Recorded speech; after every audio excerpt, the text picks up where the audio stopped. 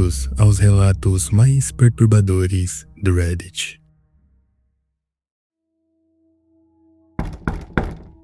Deixar alguém entrar na sua casa é um ato de confiança. Você presume que conhece a pessoa, que ela vai respeitar o seu espaço, os seus limites, a sua segurança, mas confiança pode ser perigosa.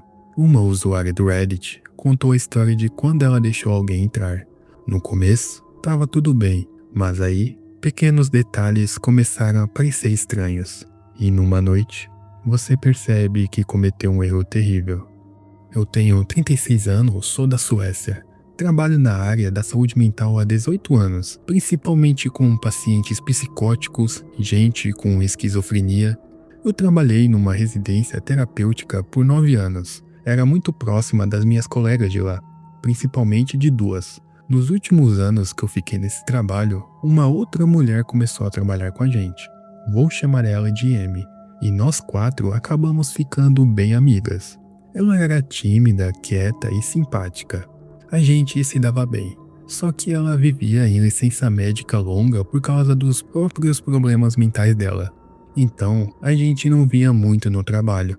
Mas ela sempre parecia nos jantares fora do horário. E o vínculo continuou, mesmo ela não dando conta em trabalhar em tempo integral. Ela contou pra gente que tinha um histórico de esquizofrenia, igual aos pacientes que a gente tratava, mas que estava medicada e fazia anos que não tinha um surto psicótico. Eu sou formada em psiquiatria, tenho muitos anos de experiência com esquizofrenia, então não tenho preconceito nenhum com pacientes da doença. Não me incomodava em nada ser amiga de alguém com esse diagnóstico. E mesmo depois de tudo que eu vou contar, eu continuo pensando assim. No verão de 2023, eu já tinha mudado de emprego. Continuava na saúde mental, mas agora na psiquiatria forense. Uma espécie de casa de transição para pessoas com transtornos mentais que cometeram crimes, inclusive assassinos. As quatro continuamos amigas e nos encontrávamos para jantar de vez em quando. Amy contou pra gente que tinha sido despejada do apartamento dela por causa de um incidente. Disse que tinha entrado por acidente no apartamento da vizinha no meio da noite. Falou que naquele prédio enorme todas as portas eram iguais e que ela tinha simplesmente entrado na porta errada. Os vizinhos teriam feito um escândalo do nada e denunciado para a polícia. De alguma forma, eu até senti que parecia desproporcional despejar alguém só por isso. Talvez o síndico tivesse pegado pesado por causa do histórico médico dela. Senti pena. Perguntei se tinha mais alguma coisa na história. E ela jurou que era só isso, que era a história inteira. Na Suécia, depois que você é despejado, é muito difícil conseguir contrato de aluguel de novo. Você praticamente vira a lista negra. Aí ela me perguntou se podia se mudar para minha casa. Como ela estava literalmente na rua sem casa, eu falei, claro que pode. Eu sempre me senti em situações desconfortáveis dizendo sim quando deveria pensar em mim mesma. E eu não fazia ideia do quão grave essa situação ia ficar quando eu disse sim para a Amy. Eu moro num apartamento pequeno, um quarto que mal cabe a cama e uma escrivaninha, uma sala que cabe um sofá e a TV, sem espaço para uma cama extra, uma cozinha pequena e um banheiro pequeno. Eu tenho 2 gatos. A gente combinou que Amy ia dormir na sala. Eu até ofereci jogar o sofá fora para colocar a cama, mas ela falou que estava tudo bem, que o sofá era bem confortável. Eu insisti em comprar uma cama. Ela recusou. Tem uma porta entre a sala e o quarto, mas entre a sala e o corredor não tem porta. É um arco aberto. Então, a privacidade dela ia ser zero. Eu pendurei uma cortina grossa de veludo cobrindo o arco, pelo menos dando a sensação de porta. Tem outra porta no meu quarto, que dá para a cozinha. Eu sempre deixava essa porta da cozinha aberta de noite, porque meus gatos precisam entrar e sair para usar a caixa de areia no banheiro, e a água e a ração na cozinha. Mantinha a porta da sala fechada, porque era onde ela dormia, e a gente queria ter um pouco de privacidade. Ela não estava trabalhando porque estava em uma das licenças médicas longas. Eu trabalhava em turno. Tinha dia que precisava acordar às 6 da manhã. Outro dia, eu só chegava em casa às 11 da noite. Eu tenho insônia severa. Preciso combinar Zolpidem com prometazina. E mesmo assim, acordo fácil. Falei pra ela que ia agradecer se ela tentasse fazer silêncio nas noites que eu tinha que acordar às 6 da manhã. Mas tudo bem fazer barulho quando eu tava de folga ou nos turnos da noite. Ela era fumante pesada, tomava muito café. Então, eu comprei uma cafeteira pra ela. Eu sou meio esquisita, não tomo café direito. Então, não tinha cafeteira em casa. Comprei só pra ela se sentir mais confortável. A cafeteira e a pia da cozinha ficam literalmente do lado de fora da porta do meu quarto. Cozinha pequena. Na primeira noite que a gente dividiu o apartamento, eu tinha que trabalhar às 6 da manhã. Como sempre, demorei para dormir. A Amy tinha levantado várias vezes para fumar do lado de fora, e eu acordava toda vez. Às 5 da manhã, ela começou a fazer café, e como a cafeteira estava literalmente do lado da minha porta, eu acordei totalmente com barulho. Eu perguntei para ela do jeito mais simpático possível porque ela estava acordada tão cedo. Perguntei se ela tinha algum compromisso naquele dia. Ela estava de licença, porque não dormia além das 5 se ela podia. Ela só falou que não tinha conseguido dormir. Eu falei, desculpa. Eu só ia agradecer se você pudesse esperar fazer o café até as 6. Eu realmente preciso dessa última hora de sono por causa do trabalho. O que eu não tinha contado em detalhe é que eu tenho epilepsia. E fica muito pior quando eu não durmo o suficiente. Eu costumo ter muitas convulsões quando não durmo pelo menos 4 horas. Eu já sabia que ia ter convulsão no trabalho naquele dia. Esse dia ia ser estressante e potencialmente perigoso, porque tinha um risco grande de eu cair e me machucar. E não é uma coisa muito boa ter convulsão em volta de paciente criminoso instável, que você é responsável por cuidar. Eu sei. Não era o emprego ideal para alguém com minha condição. Posso adiantar que eu pedi demissão depois de 6 meses. Ela falou que queria muito tomar café com cigarro, mas que ia tentar esperar da próxima vez que eu estivesse no trabalho. Eu aceitei e segui o dia, mas as coisas não melhoraram. Ela continuou me acordando cedo e durante a noite continuava prometendo parar, mas insistindo que queria café com cigarro. Eu sugeri fazer o café na noite anterior ou tomar café gelado, ou Coca-Cola no lugar. Ela não quis. Vale dizer que ela exigia silêncio das 10 da noite em diante, porque era a hora dela dormir. E eu respeitei. Ela tinha esses momentos de compulsão alimentar, onde esvaziava minha geladeira e o armário. Ela comia tudo que tinha. Lembro de uma vez, eu tinha comprado um pão enorme. 30 minutos depois que saí, ela mandou a mensagem: Oi, desculpa, eu comi seu pão. Te pago de volta quando tiver dinheiro. Um pão inteiro em 30 minutos. Eu tinha falado pra ela quando ela se mudou. Se sente em casa, o que é meu é seu. Então eu não podia ficar brava, mas começou a me irritar por 2 motivos. Primeiro, tava ficando caro, porque ela comia quantidades absurdas. Segundo, era sempre nos piores horários. Tipo, eu chegava em casa depois do turno da noite, mercado fechado, e ela tinha esvaziado a cozinha do que eu tinha comprado naquele mesmo dia. A Amy tinha um cabelo preto longo, e o cabelo tava por toda parte. Na pia, no chão, na banheira. Eu não sou maníaca por limpeza, mas qualquer um entenderia que não é agradável pisar ou ver isso por toda parte da casa. Ela também deixava a unha das mãos e dos pés cortadas no chão do banheiro. Tinha pingo de xixi no vaso toda vez que ela usava o banheiro.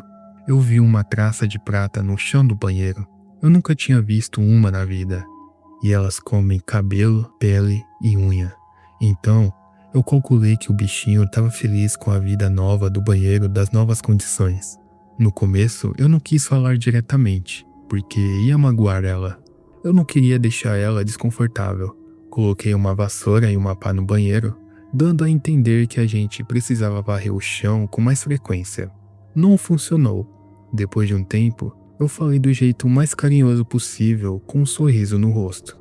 Você acha que a gente podia tentar limpar o chão do banheiro com mais frequência? A gente perde bastante cabelo quando escova. E eu fico com medo de parecer praga. Eu vi uma traça de prata outro dia. Eu não quero que piore. Eu sempre falei a gente no lugar de você, para ela não se sentir atacada. Ela falou que ia pensar, mas nada mudou.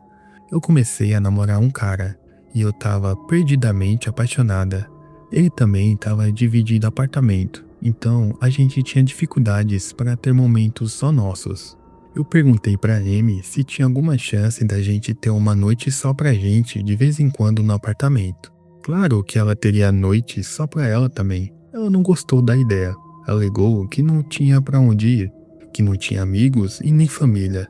Eu não tava pedindo pra ela sumir 24 horas. Só algumas horas para eu poder ter tempo de qualidade com o namorado. Ela podia ir na biblioteca, sair para caminhar, qualquer coisa. Eu trabalhava de 8 a 10 horas por dia, 5 dias por semana. Então, ela tinha muito tempo sozinha. Uma das nossas antigas colegas percebeu que aquilo estava acabando com meu humor. Eu nunca tinha tempo para mim. Eu estava começando a me sentir sufocada. Ela ofereceu que Amy ficasse uma noite na casa dela. Afinal, elas também eram amigas. Amy falou que não queria incomodar, mas a gente disse que ela não incomodava ninguém. Eram amigas e mais que bem-vinda. E eu só queria uma noite com meu namorado. Eu não entendi porque ela transformou em algo tão grande sair do meu apartamento por uma única noite. Ela acabou aceitando. Passou a noite lá. E na semana seguinte, eu passei a noite fora, para que ela também tivesse mais tempo sozinha. Quando eu voltei para casa na manhã seguinte, vi que o pote de água dos gatos estava totalmente seco. Não tinha respingo no chão. Parecia que tinha passado um pano. Eu tinha enchido o pote até a borda na noite anterior. Perguntei para ela como isso era possível. Ela disse que os gatos deviam ter derrubado, mas não tinha nada molhado no chão. Os meus gatos são super sociáveis. Costumam se aconchegar até com estranhos depois de alguns minutos. Eu reparei que os gatos foram se afastando dela cada vez mais.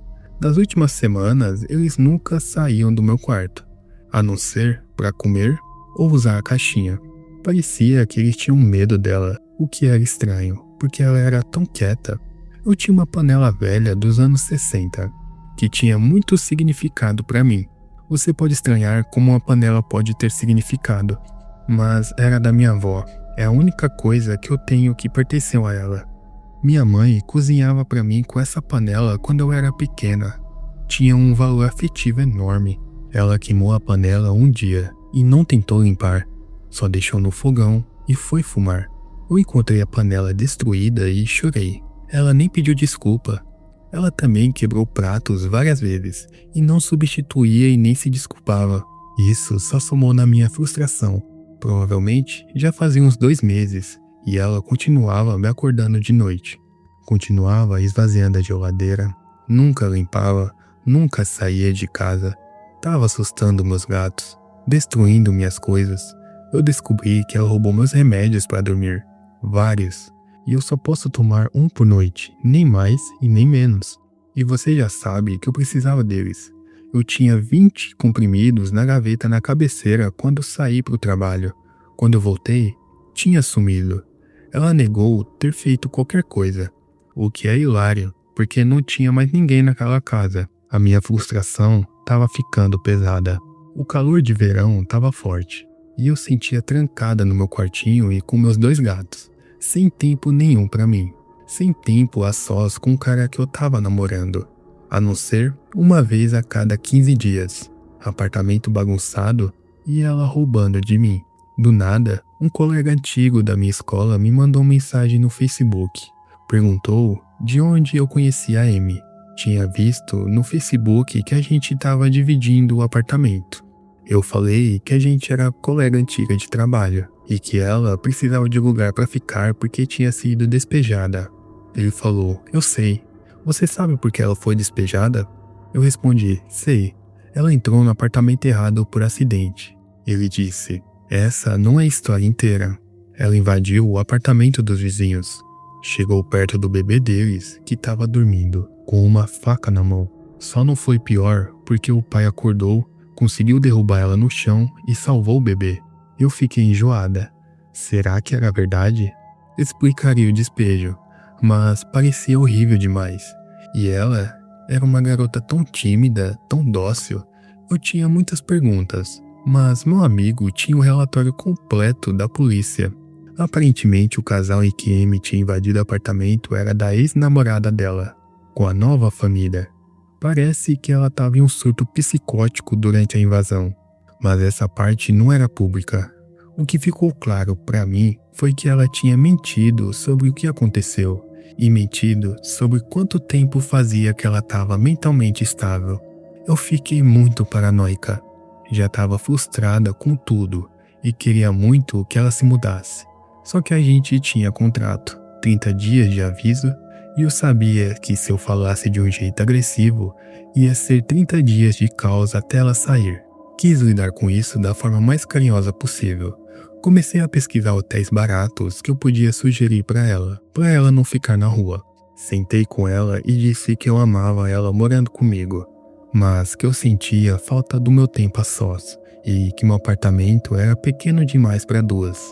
Falei que não era nada pessoal e que eu não queria morar com ninguém naquele momento, que eu queria muito que tivesse dado certo. Sentia muito e esperava continuar amiga dela. Ela ficou destruída, disse que não era possível. Eu mostrei os hotéis que eu tinha encontrado. Disse que sabia que não era a situação ideal, mas eu precisava mesmo que ela se mudasse. Tava sufocada. O calor de verão tornava insuportável ficar com a porta do quarto sempre fechada. Não dava para eu dormir. Ela falou, tudo bem, ela ia tentar se mudar, mas só depois dos 30 dias de contrato. Eu disse, claro. A primeira noite, depois dessa conversa, ela acordou e foi fazer café às 2:30 da manhã. Eu quase tive um colapso. Eu ia acordar às 6, não consegui voltar a dormir. De manhã, eu pedi pela 10ª vez para ela não fazer café antes de eu acordar. Ela nem me respondeu. Ficou sentada no sofá, olhando pela janela. Eu chamei Amy e ela continuou olhando. Eu fiquei assustada, mas saí para o trabalho. Ela continuou esquisita. Continuou fazendo bagunça. Continuou me acordando. Continuou comendo a minha comida. E tudo que eu conseguia pensar era do caso dela do bebê e da faca. Eu fiquei tão furiosa de ser acordada pela cafeteira que eu desliguei o aparelho e guardei no sótão, onde ela não tinha acesso. Pode parecer infantil, mas eu estava no meu limite. Meus comprimidos para dormir tinham sido roubados, e eu começava a me sentir como Edward Norton no começo do Clube da Luta. Bom, na noite seguinte, eu acordei 4 da manhã com ela fazendo café numa panela. Não era a panela da minha avó, aquela já estava destruída. Eu tentei conversar com ela de novo, explicando a situação. Ela só ficou olhando sem responder. No meu limite, eu peguei aquela panela e guardei no sótão também. Eu sei, mas eu estava enlouquecendo. Só queria que ela parasse com essa rotina noturna de café e captasse a indireta. Na terceira noite, o cara que eu tava namorando dormiu na minha casa, porque eu tava ficando paranoica com aquele comportamento dela. Não falar comigo, ficar olhando pro nada. Eu acordei com um sono leve, com ele me cutucando. Ele sussurrou, olha. Na porta, Amy estava parada em silêncio, encarando a gente. Era uma cena de terror. O cabelo preto longo no rosto. Eu não tô brincando. No começo, eu não falei nada, porque queria ver se ela estava só de passagem por algum motivo. Mas depois de um tempo, percebi que ela estava parada, paralisada, encarando.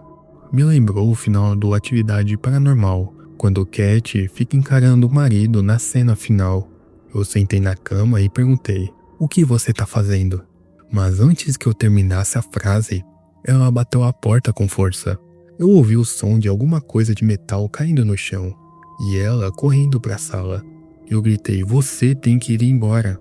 E comecei a chorar histericamente. Aquilo estava virando um pesadelo. Claro que eu não voltei a dormir. E ainda bem que eu tinha companhia. Eu só ficava me perguntando, será que ela já tinha feito isso antes? Encarando eu dormindo? No dia seguinte, quando eu saí do quarto, abri a porta que ela tinha batido e vi uma faca de cozinha no chão. Esse era o som de metal que eu tinha escutado antes dela sair correndo. Eu peguei todas as facas e tranquei no sótão também. Aí pedi para uma amiga vir lá em casa para estar comigo quando eu falasse para Amy que ela tinha que se mudar imediatamente. Não dava mais para esperar 30 dias. Faltava 27. Durante a conversa, eu tentei muito ficar calma. Eu sei que ela tem doença mental. Sei que ela não quer ferir ninguém.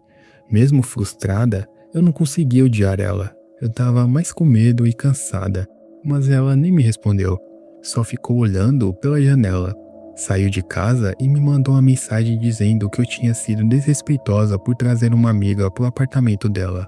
Anoiteceu e eu pensei que finalmente ia ter minha noite tranquila, sem cafeteira, sem panela. Mas 3 da manhã, eu acordei com ela queimando o pó de café seco numa frigideira. Naquele momento, eu senti medo dela.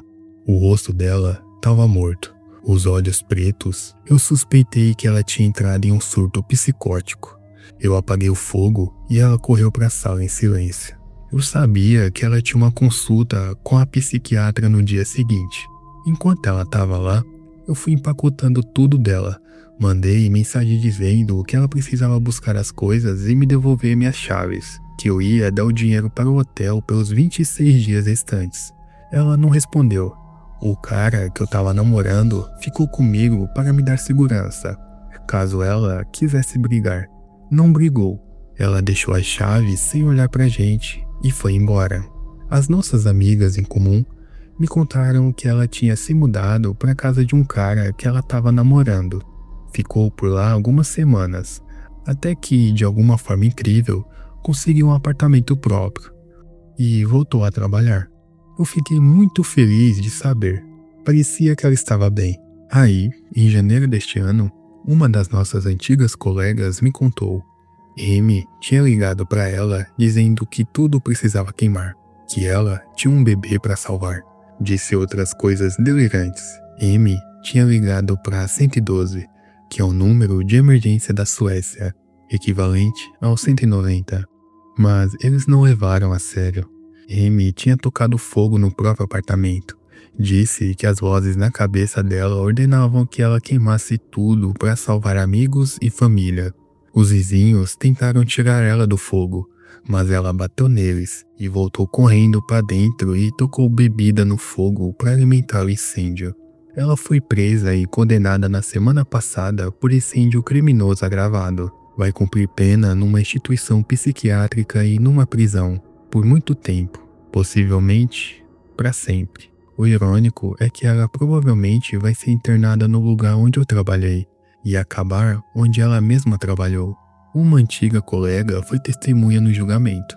Aparentemente, Amy tinha parado de tomar a medicação dela, a Abilify. Achava que o remédio deixava ela anestesiada. Achava que estava estável o suficiente para funcionar sem ele. Aparentemente, não estava. Ela também tinha parado de tomar o remédio nas últimas semanas em que ficou em casa comigo. Então, ela ficava olhando pro nada. Ela estava entrando em surto. Quando ela encarou na porta com a faca na mão, quando ela queimou o pó de café na frigideira naquela última noite, é perturbador pensar no que poderia ter acontecido comigo e com meus gatos, se ela tivesse ficado ou se eu tivesse o sono pesado.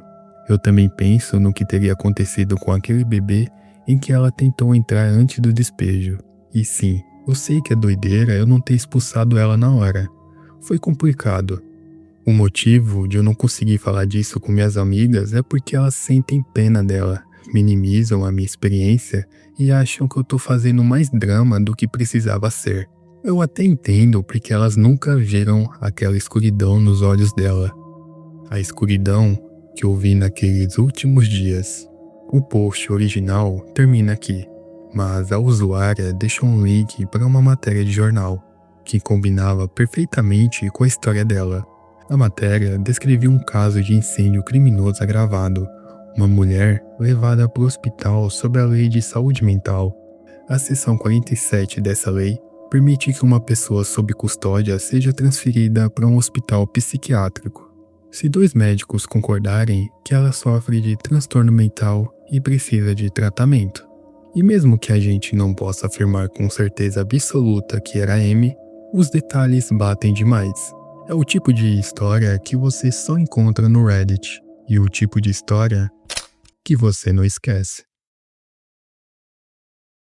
Fazer um gesto de boa-fé para pessoas necessitadas é uma atitude nobre, mas a questão é quando você oferece a mão e ela quer mais do que isso.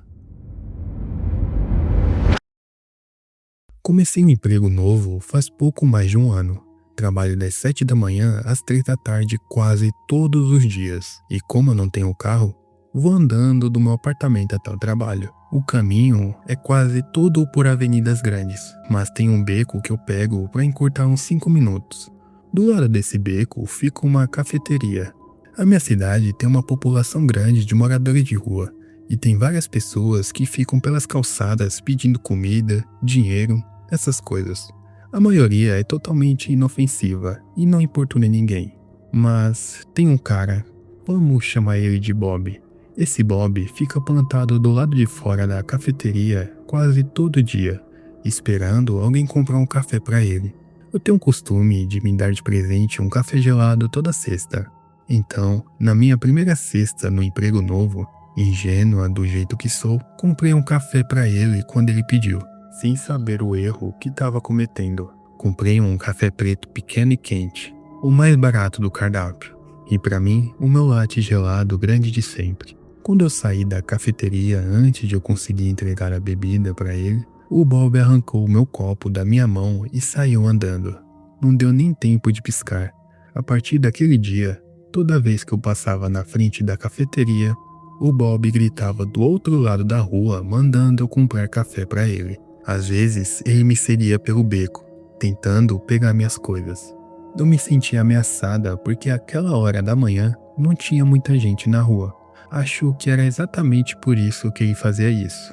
Quando eu passava a noite com mais gente em volta, ele nem falava nada. Normalmente, ele era inofensivo, mas seguiu por mais que algumas vezes pelo beco, tentando arrancar minhas coisas, o meu café. Um mês depois de eu começar no emprego, comprei meu latte e entrei no beco. O Bob veio atrás, só que dessa vez ele chegou bem perto, estendeu a mão para arrancar o meu copo. E antes de eu pensar, a minha outra mão acertou o queixo dele. Aqui é importante falar. Eu sou uma menina grande, 1,80 e 70 quilos. Corro, treino, sou atlética. Eu nunca tinha batido em ninguém fora da aula, mas tenho experiência com artes marciais. Sei onde ficam os pontos de nocaute.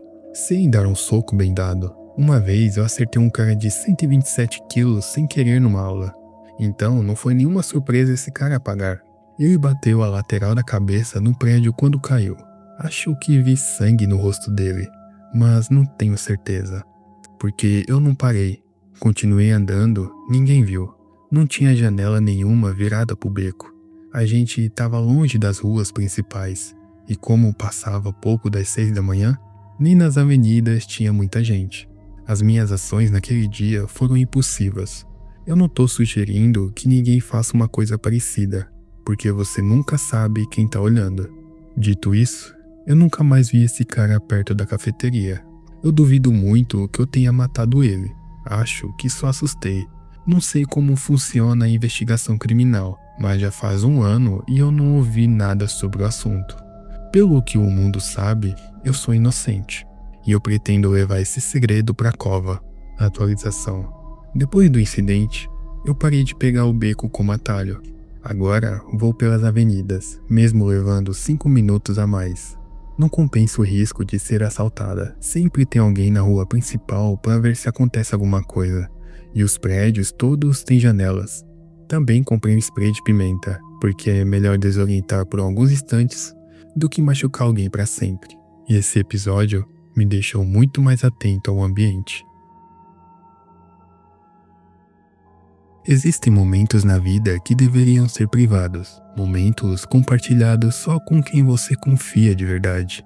Um bom exemplo é o nascimento de um filho, uma memória tão íntima e tão especial que parece impossível dividir com alguém de fora daquele instante.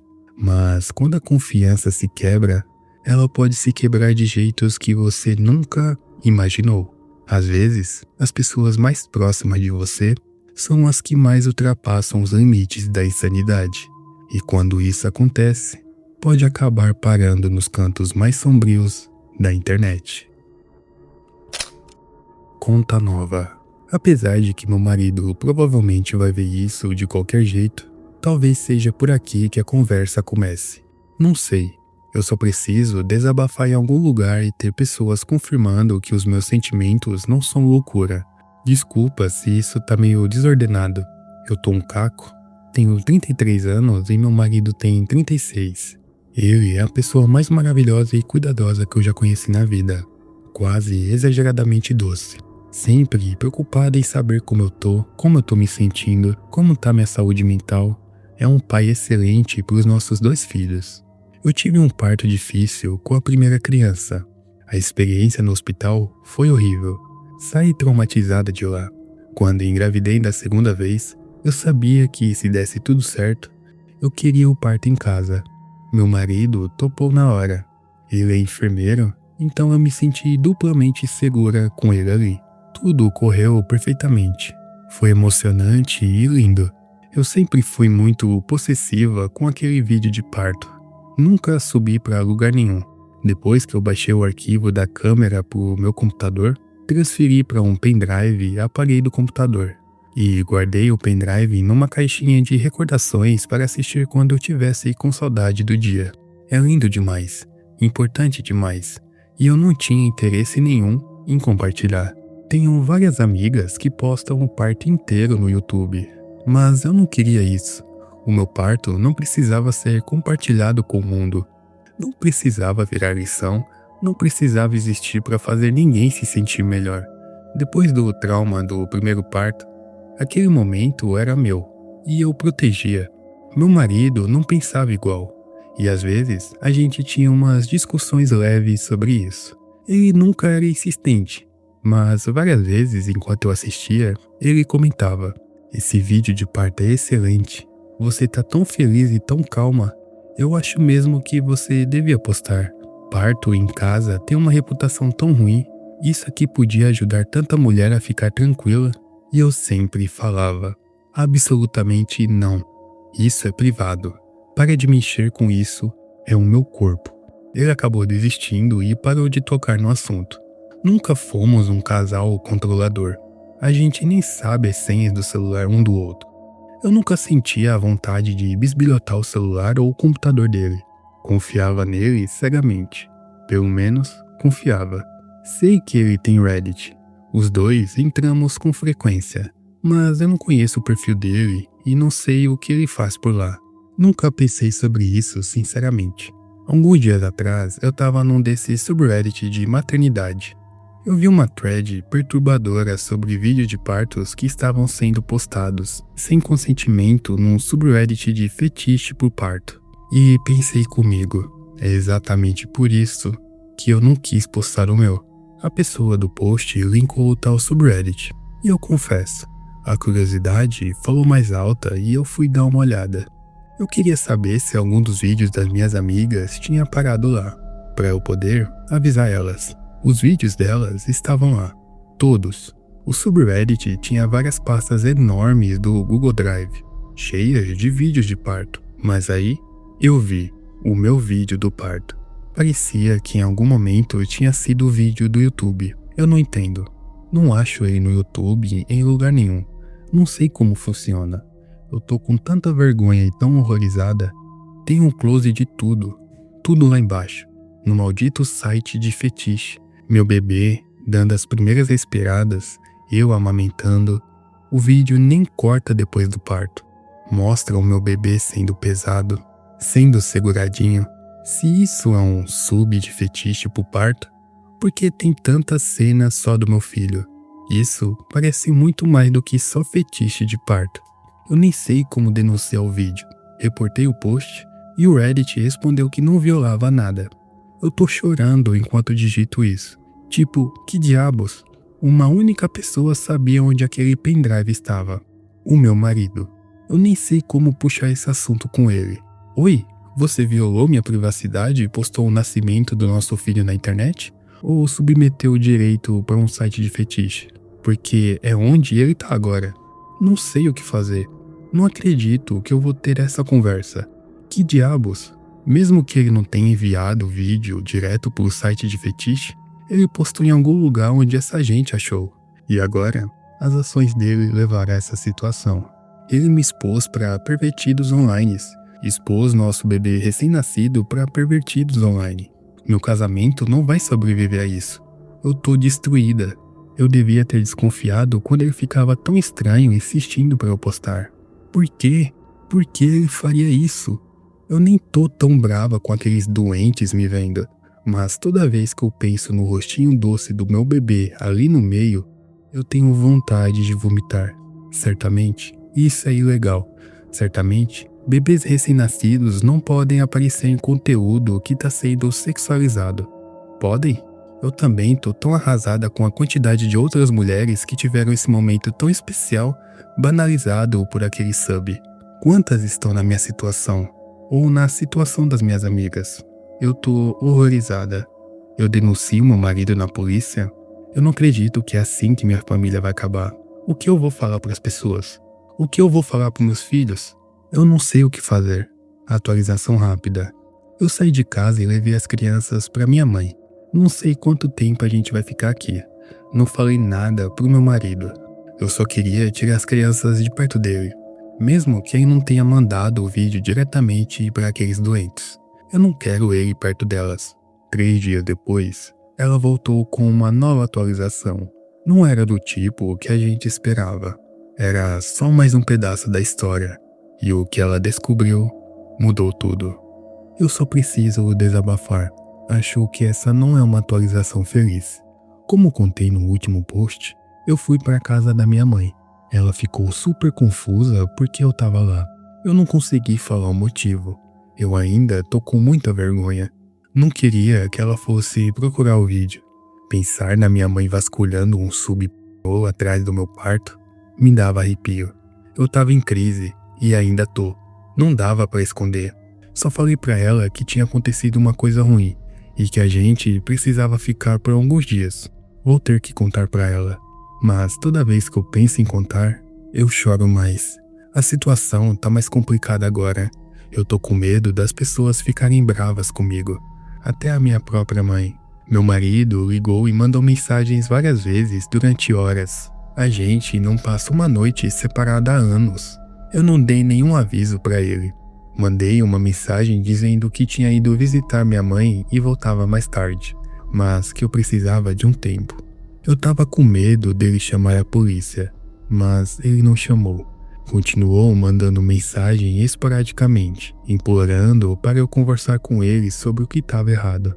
Eu voltei para nossa casa no dia seguinte, mais ou menos no horário que ele costumava chegar do trabalho. Peguei um celular antigo da minha mãe e usei para gravar a conversa inteira. Descobri que ele tinha faltado no trabalho. Tava muito abalado. Veio correndo na minha direção perguntando o que tinha acontecido. Perguntando onde estavam as crianças. Ele estava compreensivelmente perturbado.